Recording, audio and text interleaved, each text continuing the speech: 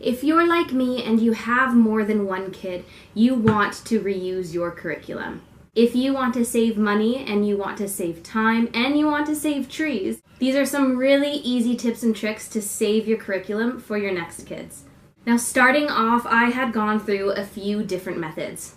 First, I'm going to share with you my favorite method of saving my curriculum, which I find to be the absolute easiest. And then I'll share other few ways that you can reuse your curriculum that I didn't find to be as helpful or as practical. But you might find that one way works best for you. So because my kids are super young, this is really easy to do, especially because they're just going through elementary school. I'm sure in later years and come high school, you may want to take a different approach to this. Okay, first let me show you what we do. Super simple. You use a pencil, you use an eraser. Whenever my kid does his work, I just erase it. It's that easy. It allows me to save all of his workbooks. And even though sometimes it can get a little bit messy, I still find it to be very simple and pretty effective. The pencil comes off very easily. Unless your kid presses super hard, then you might have an issue. But there are some things you want to keep in mind when you do this. What about when you can see the answer even though you've erased it? So let's say my kid had to do a question like 1 + 1 = 2. He erases the 2 and you can still see the little 2 mark there. What I will do is I will actually write on top of that a different answer and erase that as well. So there are very subtle markings there, but if your next kid can see it, they can't exactly make out the right answer. Now this doesn't happen for every question, and I actually find it pretty rare. The pencil does erase really well out of almost every workbook that I've used so far. Because some of the work my kids are doing is so simple, there are some pages that don't even need writing in it. Here's just an example from the curriculum that we're using so far.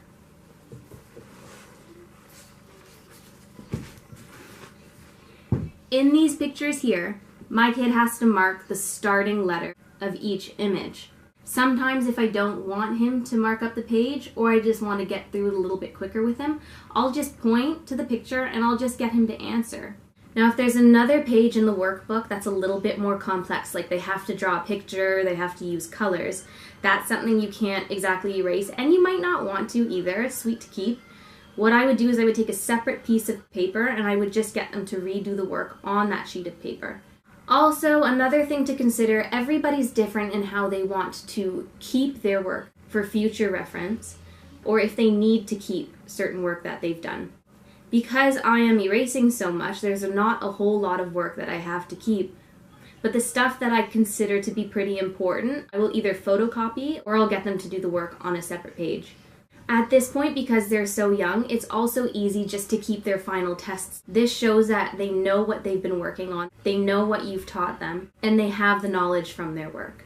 As they get older and into higher grades, you may want to store a lot more of their work, but again, every family is different. A couple other methods that I have used to try and reuse my curriculum in the beginning has been to photocopy every sheet that they were doing to save for the next kid. In the end, this was so tedious, took up a lot of paper, used a lot of ink, and a lot of time. It probably would have saved a lot of money, but I honestly would have just preferred to purchase the curriculum all over again.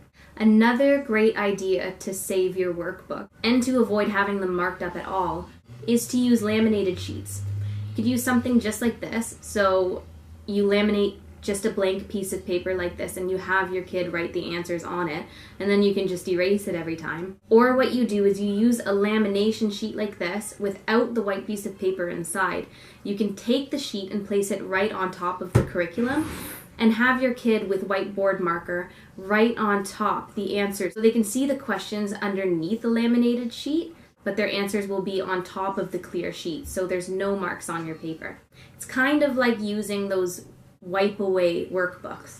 The reason that I don't like this, especially as they start getting a bit older, is that they're not getting the feel for pencil on paper. Maybe for some things I will continue to do this, but I really want them to get used to working in their workbooks and really seeing their work written down. Using a thick whiteboard marker isn't quite the same. My legs are going numb. Oh, here's another good example. Here's a page where he had to circle the correct answer. Now in that case, you can see a few spots where there's still the marks of the circles around the word. What I would do then is I would literally just go in and circle the other word and then erase it. Haha! Also, just teach your kid not to write so hard. Anyways, if anybody has any other tips to reuse your homeschool curriculum, please comment below. These are the best ideas that I have so far. If you like this video, please like and subscribe and feel free to share and keep up to date with my next videos coming up. Thanks!